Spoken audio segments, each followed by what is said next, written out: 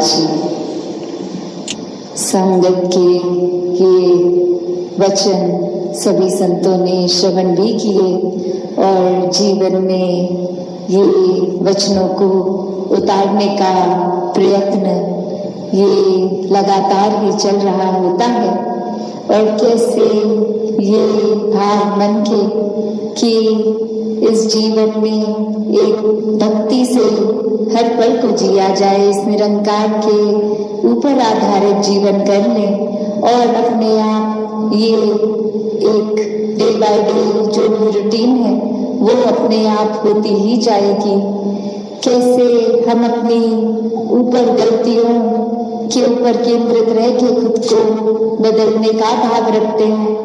तो और जब ऐसा होता है तो वाकई ही ये एहसास होता है कि दुनिया खूबसूरत होती जा रही है,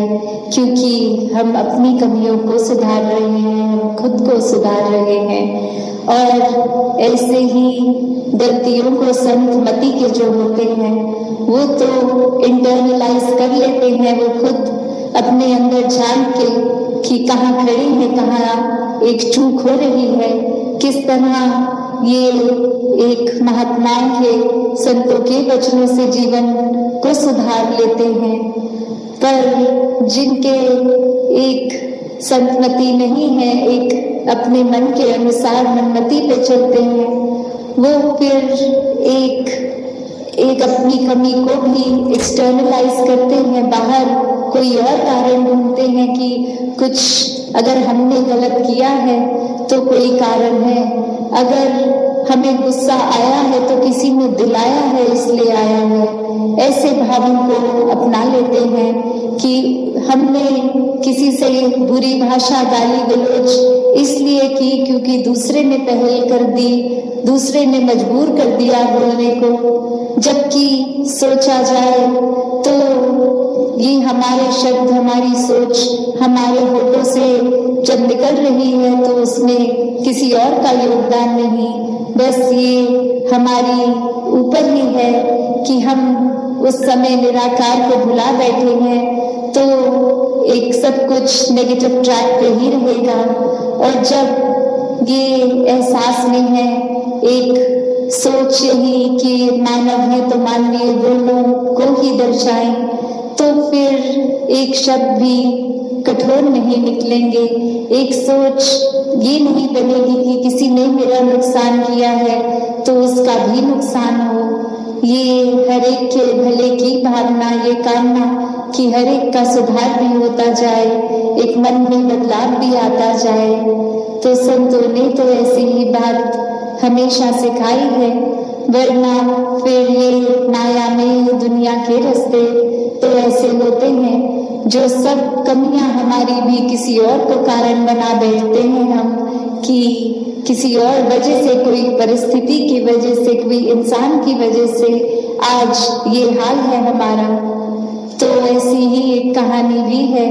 जहाँ एक इंसान एक रात को बहुत ही ज्यादा नशे में चूर होकर इस तरह होता है कि सड़क पे ठीक सीधा चल भी नहीं पा रहा, कहीं गिर रहा है, किसी खंबे में बज रहा है। फिर एक बहुत बड़ा गड्ढा आया जिस गड्ढे में एक खंबे से टकरा के जा गिरा, और अब जब गड्ढे में अंदर गिर गया है तो उस समय भी सोच यही आ रही है कि ये जो सड़क बना रहे हैं लोग, ये सुबह तो बहुत ठीक सड़क बनाई थी, अब रातों रात इन्होंने सड़क इस तरह खराब कर दी कि मैं सीधा चलता हुआ भी गड्ढे में जा गिरा। और हकीकत तो ये कि जैसे वो सड़क सुबह थी रात को भी वैसी थी, बस गलती कहाँ हुई कि खुद के ही सेंसेस में वो इंसान अपने होश में ही नहीं और खुद को जाके उस खड्डे में स्वयं गिरा दिया। और कारण फिर अब बाहर ढूंढा जा रहा है, एक एक्सटर्नल चीज को कारण बना दिया कि ये सड़क किसी की गलती की वजह से खराब है, इसलिए मैं अब इस खड्डे में गिर गया हूँ, ये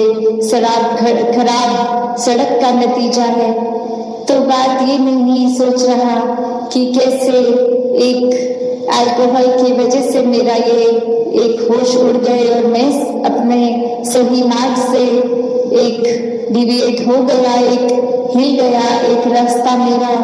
जो स्ट्रेट था, सीधा था, मैं कैसे खुद ही डगमगा रहा हूँ, उस पर तो बिल्कुल एक ध्यान नहीं, पर अनेकों कारण बना दिए गए कि कोई स्ट्रीट लाइट नहीं है, इतना अंधेरा है, सड़क ठीक नहीं है, गड्ढे बहुत हैं। तो ऐसे ही हम भी जीवन में कितनी बार ऐसा ही कर बैठते हैं, जहाँ फिर कुछ भी हो, वजह कारण कोई एक व्यक्ति विशेष या परिस्थिति, या फिर अक्सर ये शब्द के भाग्य को ही कोसते हैं, इस निराकार दातार तक को कोस देते हैं। तो बात यही कि ये अपने अंदर झांकने का समय ऐसी परिस्थितियों में वो टेस्ट भी हो जाता है कि हम कैसे हैं, कहाँ हैं, और एक परिस्थिति को, सिचुएशन पे हमारा रिएक्शन, सोच, हर चीज कैसी जा रही है। तो यही बात कि हमने हर समय जहाँ अपनी सोच को इस निराकार से जोड़कर मन को भी पवित्र रखना है और सोच भी दूषित नहीं होने देनी, और किस तरह फिर बहुत ही सहज हो जाता है संसार के हर इंसान से सिर्फ प्यार करना, अपने आप को भी एक ठीक रास्ते पे वापस डाल लेना, अगर भटक भी गए तो भी। तो कैसे खुद को सही चलाना, ये मानवीय गुणों को अपनाते हुए